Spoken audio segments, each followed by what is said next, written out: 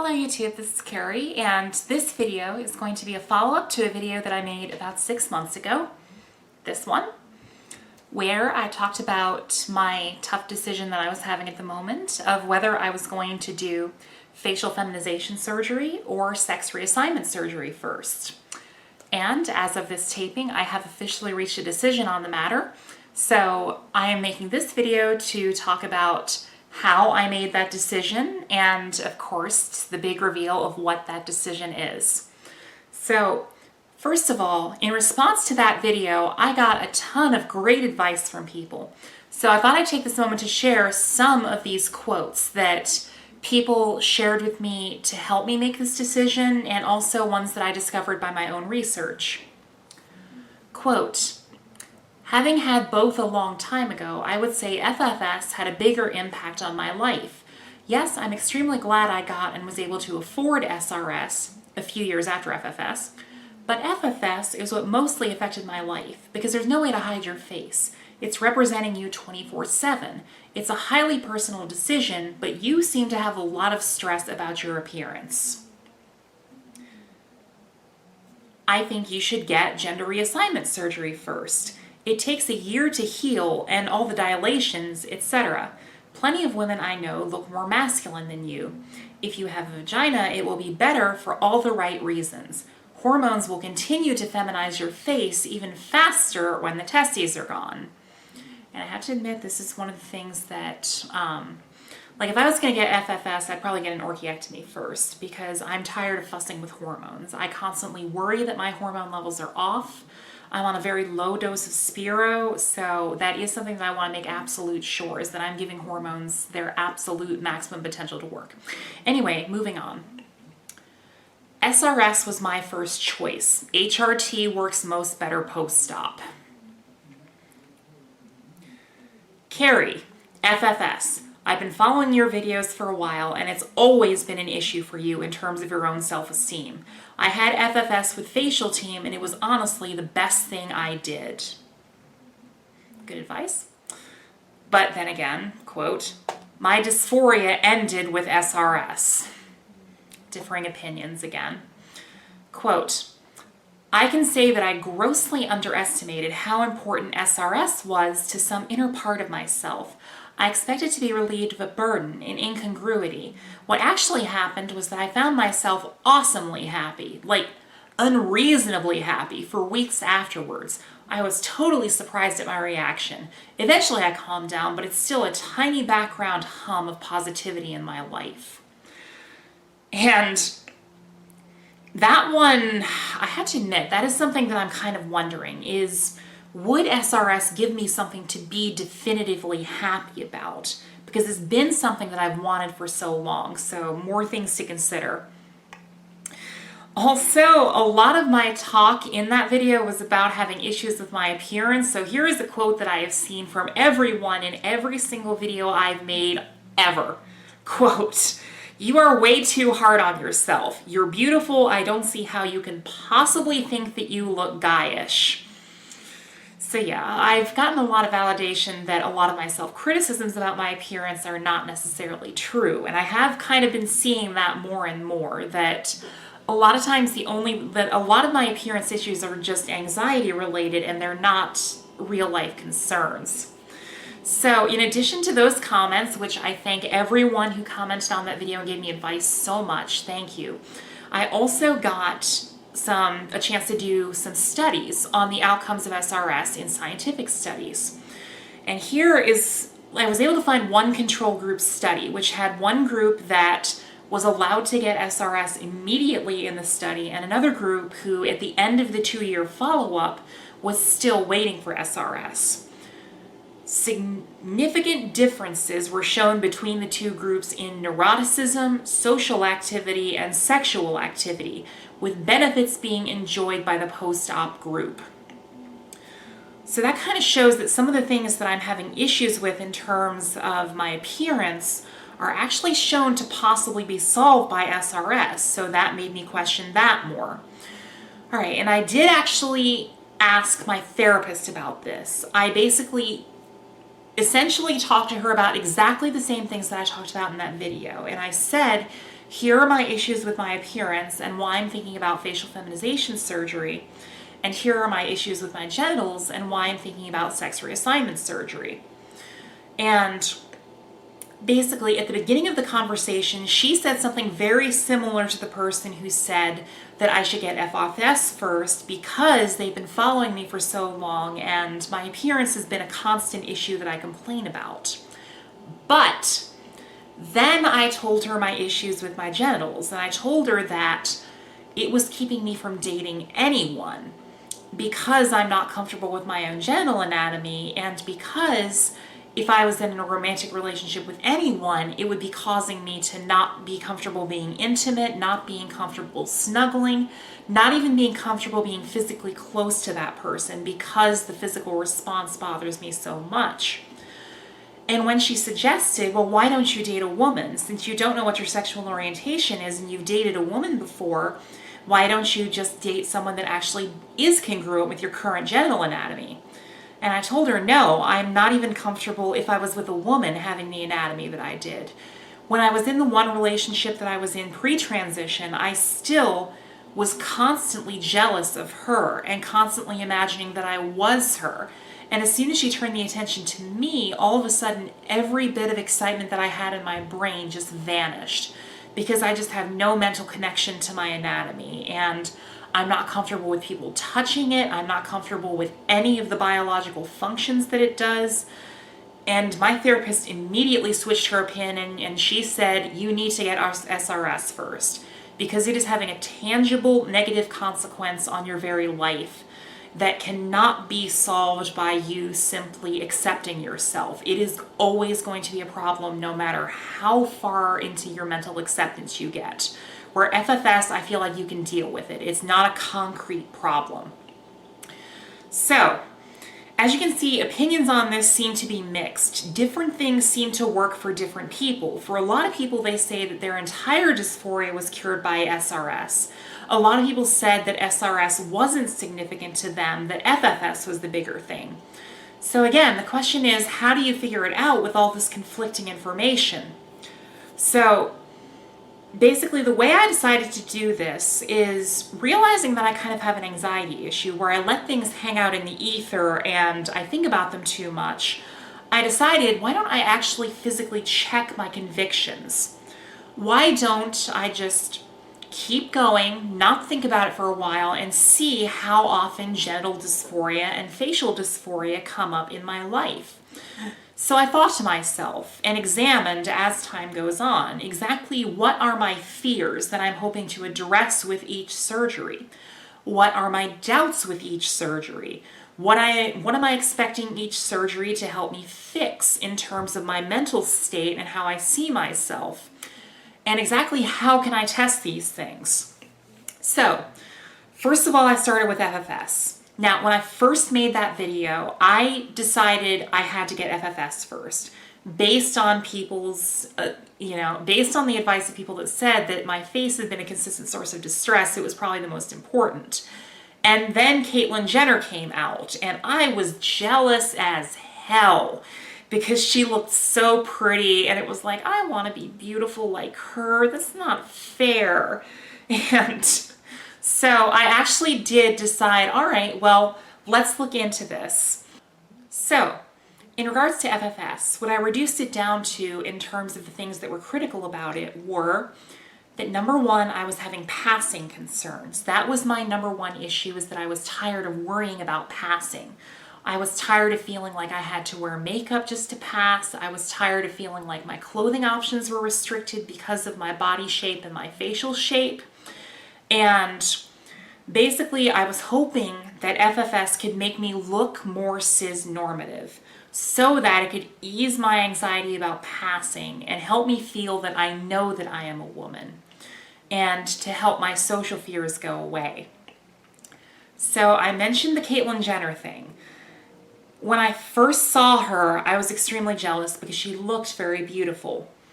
But then I saw her talk when she was receiving the Arthur Ashe Courage Award at the ESPYs.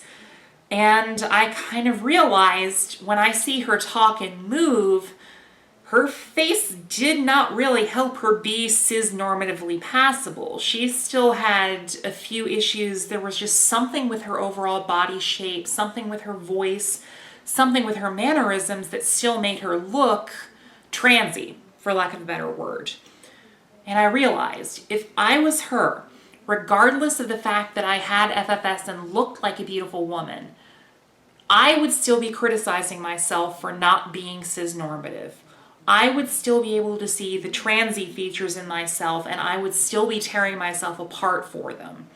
So that kind of got me started on thinking maybe FFS is not the answer. I would probably still have some of the issues that I was hoping that it would get rid of afterwards. The next thing that I invested was price. I actually did contact Dr. Van de Ven and facial team, two of the FFS surgeons who I'm most pleased with their results and who would hypothetically be in my price range. And if you saw my estimation in my original video where I was guessing that FFS was going to be about $15,000, I was way off.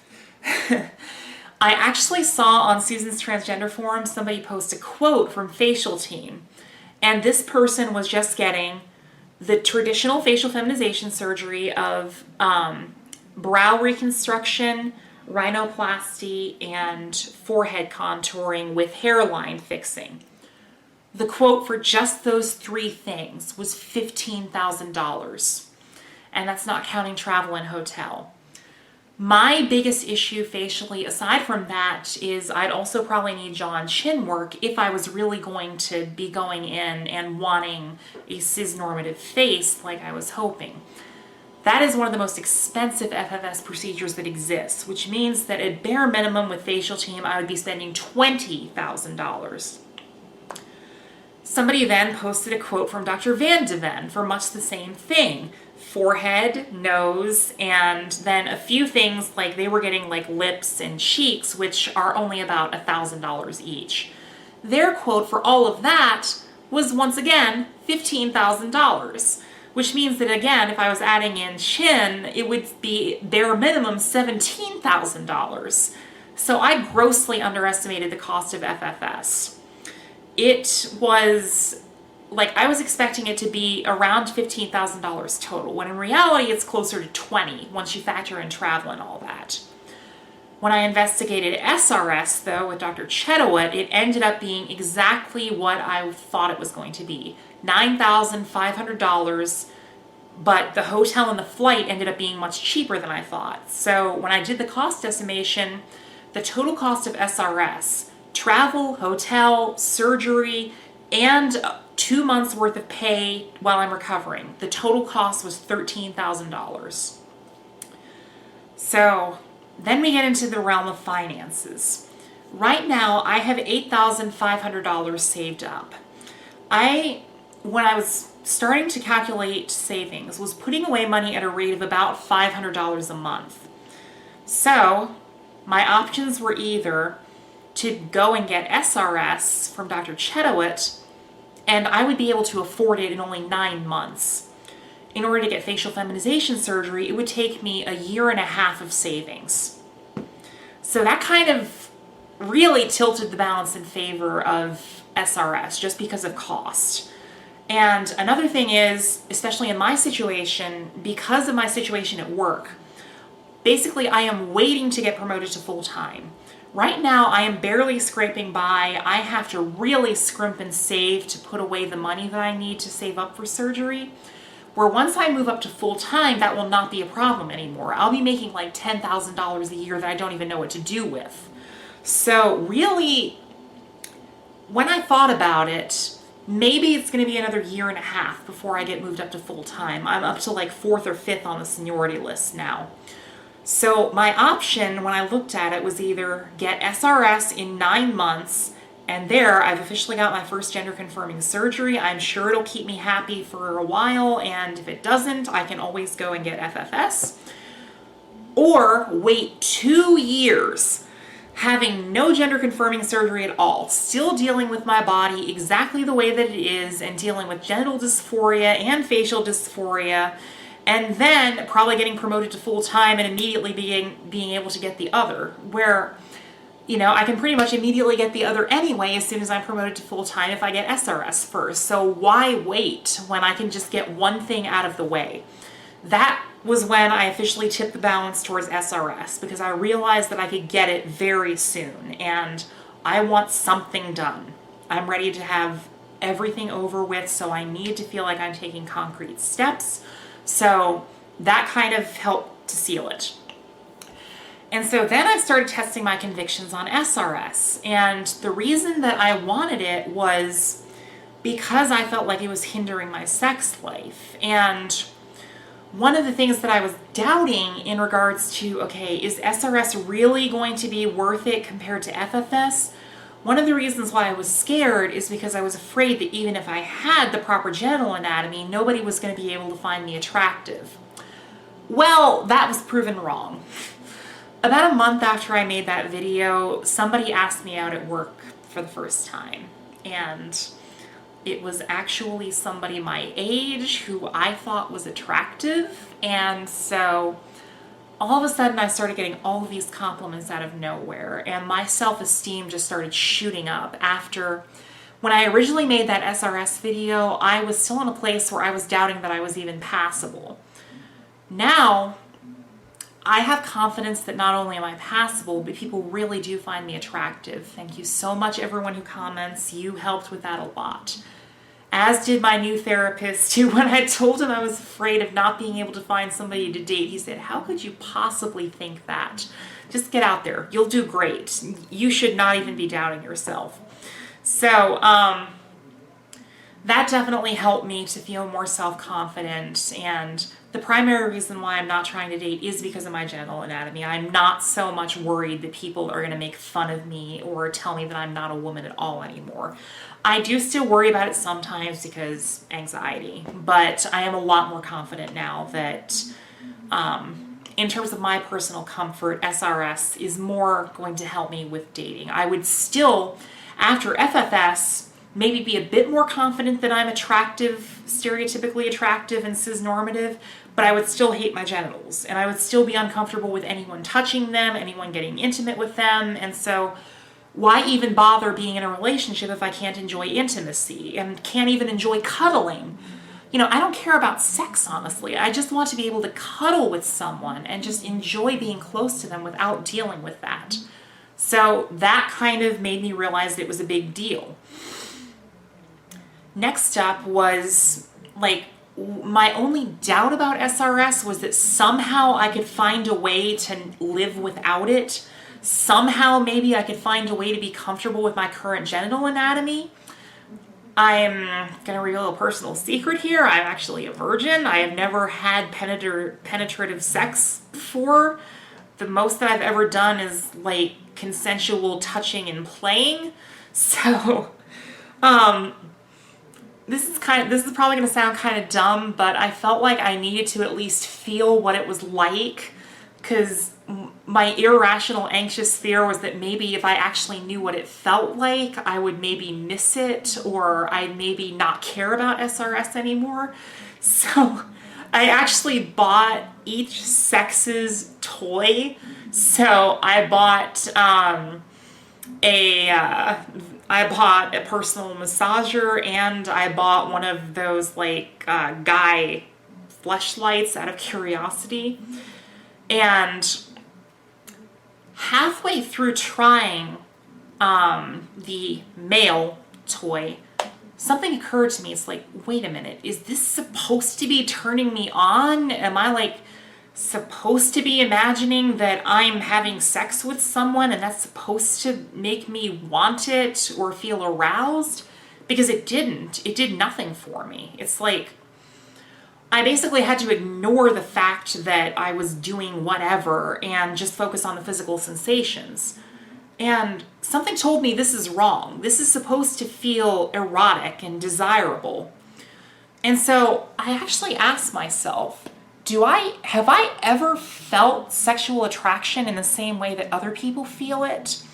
So this probably makes me seem stupid, but I actually went on internet message boards and I looked up, what does sexual attraction feel like? And because I don't know. Like, my entire life has been confusing because for me, the way that I always, got into stuff was by imagining that I was a woman. I don't have traditional sexual fantasies where I'm imagining, like either doing things to someone else or having something done to me. It was always just me mentally transporting myself into another body. And unless I did that, I just could not get into it. So I was surprised when I looked up on these message boards, guys actually do imagine having sex with women. They get this desire to mount them, or as Family Guy put it, I'm going to do things to her, or it's an active process. And like seeing like women like lick phallic objects, and I realized guys can actually kind of feel that. They're imagining what it feels like, and they're imagining that done to them, and that makes them feel aroused and turned on. For me, it doesn't at all. And I kind of realized I have never had a traditional sexual desire.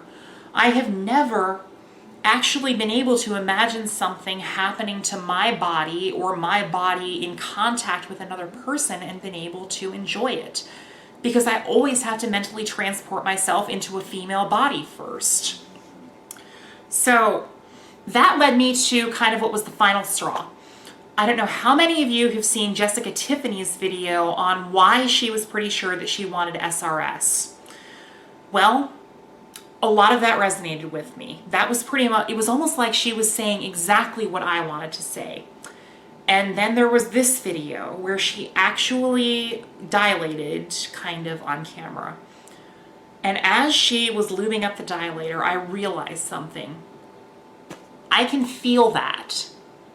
It's the dumbest thing in the world, but somehow, inexplicably, as she was lubing that up and about to insert it into herself, I could feel exactly what it was like. I don't have a vagina, but I could feel that thing going into my hypothetical vagina as if it was there. So, and it was at that moment that I realized just how sexually repressed I am because of this genital mismatch. And I realized how nice it must be to actually want something done to my body, my female body, and actually be able to do it. To imagine that I am touching myself with a clitoris and labia and all those features that I've always imagined myself having, and actually be able to do it. To actually be able to get aroused by things that are actually being done to my real body, instead of having to mentally transport myself into a different body and pretend that my actual body doesn't exist. That's what it always feels like for me. It always feels like there's this thing in the way. I want to touch my clitoris. I want to play around with my hypothetical vagina, but I don't have them. So that was when I started realizing that this is a big deal for me, something that is significantly negatively impacting my life. Also, Jessica Tiffany in this video again talked about how she used to have the same feelings that I had at women's sporting events. I grew up watching gymnastics, and I would see the women in their leotards and just how it looked having that fabric flat against the front of their pubis. And I was so freaking jealous. And I just feel this emptiness in me because I could not look like that, and I could not feel those same feelings. And it just made me feel like my body was flawed and defective, and I just hated my anatomy so much. And she reported that post-op, finally, she was able to go to the beach and just have fun, and not just feel this sinking feeling in the pit of her stomach because she's so jealous of every woman around her. She was just able to have fun and feel comfortable. I want that so much. So goddamn much. So that pretty much sealed it for me, that I decided I was getting sex reassignment surgery first. And Another thing that made me decide on that is just that there is a chance that after SRS, I will not want facial feminization surgery anymore or won't care about it. Because I've seen studies where even one masculine feature can unbalance the entire body. Just somebody, even if they had a smooth body and boobs and long hair, if they had a penis, people were unsure of that person's sex. So I do feel like that might be a significant thing that's keeping me from seeing a woman when I'm looking in the mirror, is that I always have to mentally block out that part of my body. And I notice that when I'm tucked and when I'm wearing certain kinds of shorts and t-shirts, I do not feel body dysphoria. I see a woman in the mirror. So there is a chance that after sex reassignment surgery, I will definitively see a woman in the mirror and I will be comfortable with my body and I'll feel like a woman and I will never have to worry about my face. It's possible. Whereas after facial feminization surgery, I know for sure that I'm still going to have SRS because there's nothing that can make me feel comfortable with that body part. And it's never been about me wanting to become somebody that I'm not, wanting to live up to a different standard. It's just, I have never been comfortable with my anatomy. And again, I feel no mental connection to it sexually. I have to block it out to feel any sort of attraction or arousal. I block it out every single time I look in the mirror. I'm constantly tucking myself and mentally blocking it out and imagining what I'd look like with a vagina. And see, I honestly want to say vulva. Like, vagina is so diminutive. Really, I care about having a clitoris and, labia as much as I care about having an actual hole down there. But whatever. So pretty much I reached a decision on that. And another thing is that if I could choose just to have one surgery, basically suppose that I was only allowed to have one surgery. I was not allowed to have both FFS and SRS. I would pick SRS in a heartbeat because that is something that is essential to me. That is something that has been my primary transition goal since I was 13 years old.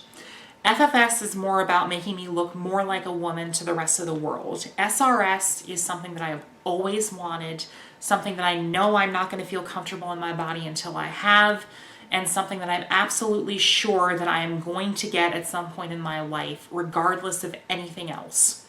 So, yeah, that kind of settled it for me.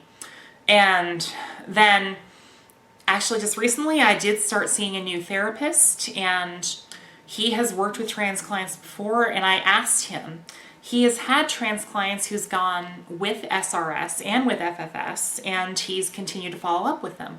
So I asked him, what mental effects can I expect with SRS? And would you personally recommend FFS or SRS for me? And his response was that the most common thing he sees with people who go in for SRS is confidence. After the surgery, they feel more settled. They feel calmer. They feel more at peace with their own body. And that is consistent across the board. He always sees it. With FFS, it's variable. Some people are extremely happy with it, as I imagine the YouTube comments have made obvious. But he also sees a lot of people who are unhappy with it. That after FFS, they are still uncomfortable with their appearance. They still feel like they look like men.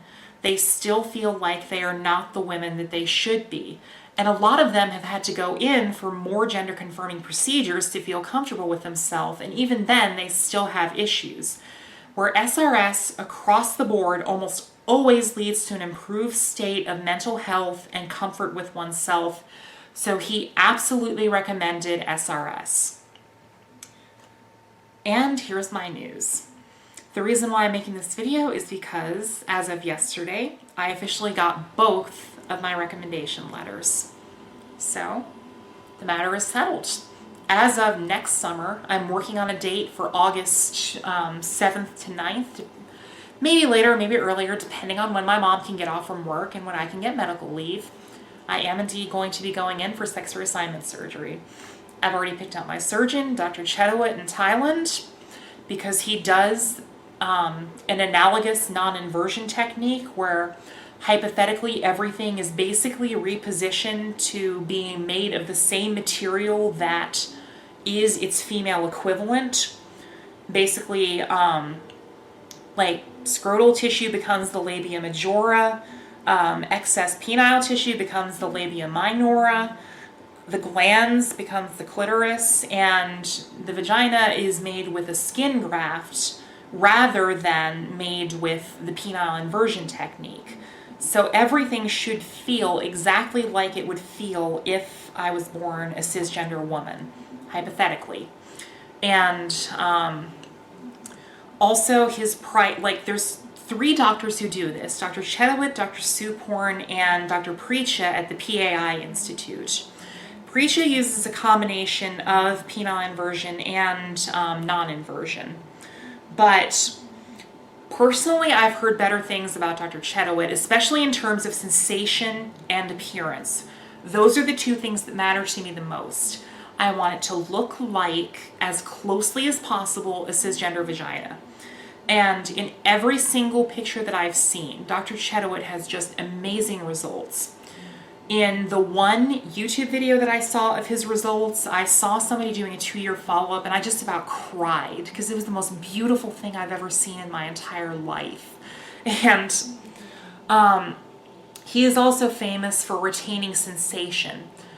I've had a few friends go to Dr. Broussard in Canada, and they tend to have a few sensation problems, where Chetawat retains pretty much every single nerve that is in that area. So the sensation that people report is amazing. He and Dr. Suporn are the 2 doctors that both do amazing works in terms of sensation. But Dr. Suporn is a bit more expensive, and I've seen a lot of people need revisions after going to Dr. Suporn because he leaves a lot of erectile tissue in there. In an attempt to recreate the bulbs of the clitoris that cis women have, but honestly, in my case, erections cause me a tremendous amount of dysphoria, so I would honestly rather have more erectile tissue removed, and as long as the sensation is still there, that's okay with me. So that is my decision, and my mom is going to be coming with me to Thailand, and I'm in the planning stages. I've got my recommendation letters. I'm probably going to be booking an official surgery date by Christmas if I keep going. So that's my decision. Wish me luck. Bye. Oh yes, and thanks everyone for all of your advice. It was definitely helpful and helped me think through this even more and reach my eventual decision. Thank you. You're awesome.